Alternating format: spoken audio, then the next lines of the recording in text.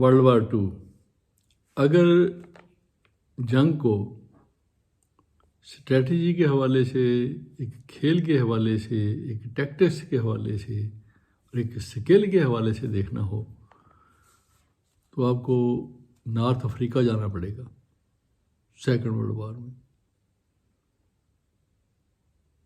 वो इतनी वहाँ खूबसूरत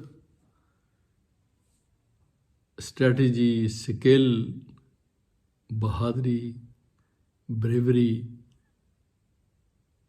और जहानत उसका इस्तेमाल हुआ कि बंदा 1 मिनट के लिए वो जंग को भूल कर इस तिलिस्म में खो जाता है और इस तिलिस्म को वहाँ जारी करने वाला जर्मन फील्ड मार्शल, जिसको अफ्रीका में ही अपनी जंगी हिकमत अमलियों की वजह से, अपनी बहादुरी और जहानत की वजह से और स्किल की वजह से वहाँ फील्ड मार्शल का दिया गया उनको टाइटल रोमल और रोमेल। रोमेल भी कहते हैं उर्दू में, लेकिन इंग्लिश में रोमल। बहुत कमाल का जंगी दिमाग। नो डाउट कि सेकंड वर्ल्ड वार में जर्मन जो जर्नैल थे, ख़ास तौर पे रोमल, गुडेरियन, मेनस्टेन, कैसलिंग, रोनस्टोड, ये इनके लेवल के, इनके पाए के अलाइड फोर्सेस के पास दिमाग जनरल नहीं थे। ज़ाहिर है वो अब इनके एक लिमिटेशन थी रिसोर्सेज की। जितना भी कोई बहादुर हो, स्किल्ड हो, तो लेकिन लड़ना तो असले के साथ है ना। एनीवे, तो वो इसी स्किल, इसी बहादुरी, इसी जहानत, इसी दिलेरी, इस लीडरशिप की बुनियाद पर ब्रिटिश और अलाइड फोर्सेस जो इनके बहुत दुश्मन थे, वो भी कहने पे इनको मजबूर हो गए। इनको ट्राइब्यूट पेश किया उन्होंने डेजर्ट फॉक्स कहकर। जब इससे भी वो उन्होंने आगे वो बढ़ रही थी उनकी परफॉर्मेंस, तो उन्होंने फिर लेजेंडरी डेजर्ट फॉक्स, अफसानवी सहराई लोमड़ी, ये बहुत बड़ा मतलब कि ये दुश्मन का एक उनको खराज तहसीन था। अफ्रीका की जंग शुरू की इटली ने, मैसेलोनी ने, जब उन्होंने देखा कि ब्रिटिश अब ज़ाहिर है मुख्तलिफ महाज़ों पे कमज़ोर हो रहा है और इनकी जो कॉलोनीज़ पे गिरफ्त है वो भी कमज़ोर हो रही है, तो मैसेलोनी ने वहाँ अपने दस्तों को हरकत दी। लेकिन मैसेलोनी की और इटालियन जो फोर्सेस थी वो इतनी स्किल्ड नहीं थी, इतनी वो नहीं थी जैसे जर्मन फोर्सेस। तो ख़ास तौर पे उनकी जो लीडरशिप है वो बहुत, फ़ौज तो फिर भी शायद काफ़ी हद तक लड़ाई अच्छी करती थी, लेकिन उनके जो लीडर थे, जैसे एक दफ़ा वो रोमल ने कहा था कि Italian sometimes fight like Lions but led by donkey's. बात तो लीडर भी होती है ना। ये रोमल और गुडेरियन जैसे जो जनरल थे जर्मनी के, ये आगे फ्रंट पे जाके लीड करते थे। जब फ्रांस को फतह किया, अटैक किया, ओवररन किया गुडेरियन ने, तो वो सबसे अगले टैंक के साथ पैदल चल रहा था, जो टैंक उसको लीड कर रहा था। इसी तरह रोमल थे, ये अपने बिल्कुल एडवांस के साथ आगे खड़े होते थे बहुत जगह। तो इटालियन दस्ते वहाँ जब प्रॉब्लम में आए तो हिटलर ने इनको हेल्प आउट करने के लिए अपनी वहाँ फोर्सेस भेजी अंडर द कमांड ऑफ रोमल। लेकिन बेसिकली हिटलर का जो दिमाग और सप्लाईज और सारा कंसंट्रेशन थी वो रशियन महाज पे थी। रशियन बहुत बड़ा महाज था, उसकी डेप्थ बहुत ज़्यादा थी, तो रशिया का वो मेन कंसर्न और मेन टारगेट भी था। Africa was last priority. तो मैसेलोनी भी ये नहीं चाहता था कि वो जर्मनी की यहाँ हेल्प ले। अगर हेल्प जर्मनी की लेता तो लाजमी तौर पे उसको फिर इनके आगे अपना जो सरेंडर है वो करना पड़ता। अपनी एक तो चीज़ों का, अपनी कल जो भी फतूहात है उनका। एनीवे, तो ब्रिटिश इसको हर सूरत, यानी ये मेन जंग जो अभी यूरोप की है ये मेडिटेरियन में हो रही थी, मेडिटेरियन से भी ये बाहर नहीं निकली थी। पैसिफिक की जंग जापान और यूएसए की थी, लेकिन यूरोप की जो जंग है ये मेडिटेरियन की थी। मेडिटेरियन में बेसिकली 3 ऐसे गेट्स थे जो ब्रिटिश के पास थे। तो British at the time it was sea power, तो तीनों गेट्स को बचाना चाहता था कि कोई इन पे कब्ज़ा करके उसका जो सारे रूट्स हैं वो कहीं ब्लॉक ना हो जाएं।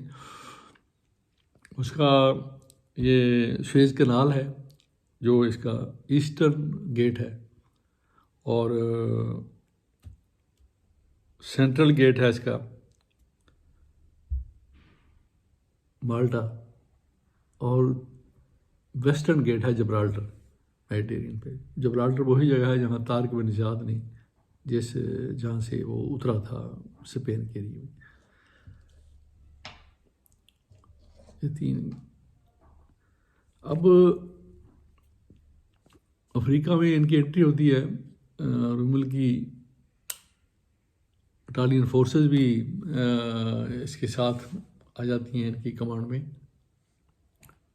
लेकिन Italian forces were not as expert and skilled as per German forces. Sometimes उनको इनकी इटालियन फोर्स की वजह से नुकसान भी होता था, जैसे कभी कमज़ोर साथी की वजह से होता है। खैर, इस जंग में चूँकि डेजर्ट में थी मेन, तो डेजर्ट में तो आपको पता है कि बाद का रास्तों का पता ही नहीं चलता। अभी आप गुजरेंगे, आगे निकल जाएंगे तो आपको पता नहीं चलेगा कि वापसी कैसे करनी है, मैं किस रास्ते से आया था, क्योंकि निशान सारे ख़त्म हो जाते हैं।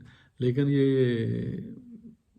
रोमल ऐसे उनको कोई खुदादाद सलाहियतें थीं कि इन्होंने ब्रिटिश को फोर्सेस को तिगनी का नाच नचा दिया अफ्रीका में।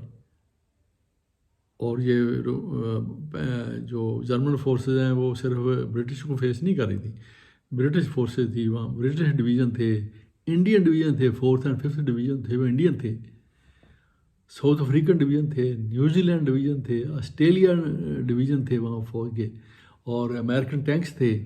ये असली सारे ये सब को ये अकेला बंदा बिल्कुल लिमिटेड फोर्सेस के साथ किसी भी जंग में इनकी जो फोर्स है वो इनसे नहीं बढ़ी, ना न्यूमेरिकल, ना टैंक्स की, और ना दूसरे कोई असला की। टैंक की जो रेशो है वो तकरीबन 4:1 थी, या 3:1, यानी 3 से 4 टैंक अलाइड फोर्सेस के और 1 इनका, ये रेशो चल रही थी।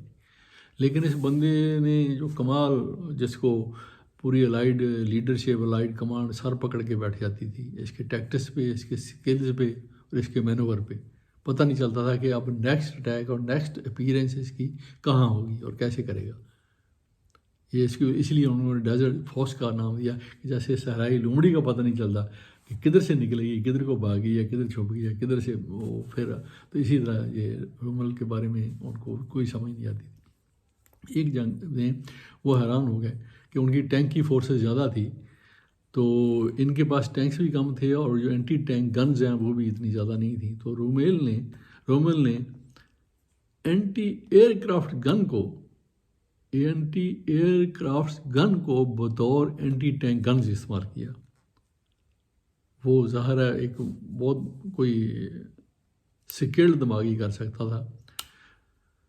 और उस जंग में जब ब्रिटिश कमांडर के रेडियो पे मैसेज आया कि दे आर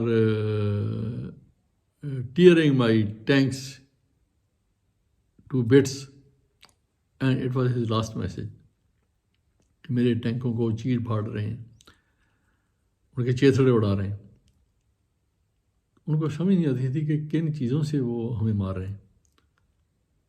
टैंकों के गोले आ रहे हैं, आज एंटी टैंक्स जो गन्स हैं उनके हैं, और हालांकि वो एंटी एयरक्राफ्ट गन जो थी, वो जब उनको पता चला ब्रिटिश को, तो वो उनके बड़े जो लीडर थे, कमांड थी, वो भी यूके में सर पकड़ के बैठ गई थी। ये एक यूनिक मूव था, स्किल था रोमेल का। दूसरा उसने इससे भी बढ़ के ये, जबकि जो अलाइड फोर्सेस थी वो अभी तक फर्स्ट वर्ल्ड वार के विजन पे और फर्स्ट वर्ल्ड वार की स्ट्रेटजी भी खड़ी थी। इसलिए कभी ये हैरानी की बात है कि फ्रांस जैसा मुल्क एक महीने के अंदर अंदर वो पूरे का पूरा जो है ना ओवररन हो जाए।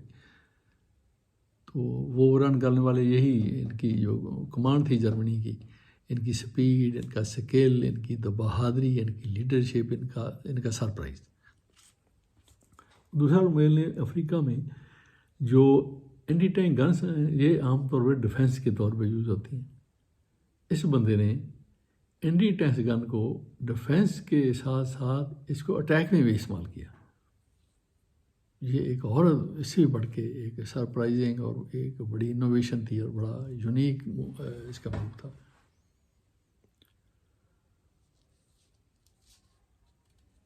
तो अल्टीमेटली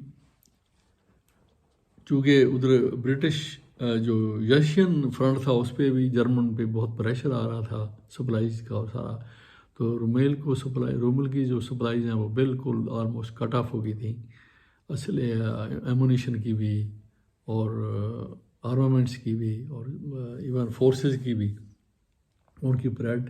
तो लामहला इसको फिर विड्रा होना पड़ा और आगे फिर इनकी अगली कमांड तुनिसिया के बाद, अफ्रीका के बाद ये इनको जो फ्रांस में नॉर्मंडी में जो इनके एक्सपेक्टेड लैंडिंग थी अलाइड फोर्सेस की, वहाँ रोमन को दी गई इनको अपॉइंटमेंट, इनकी लोकेशन।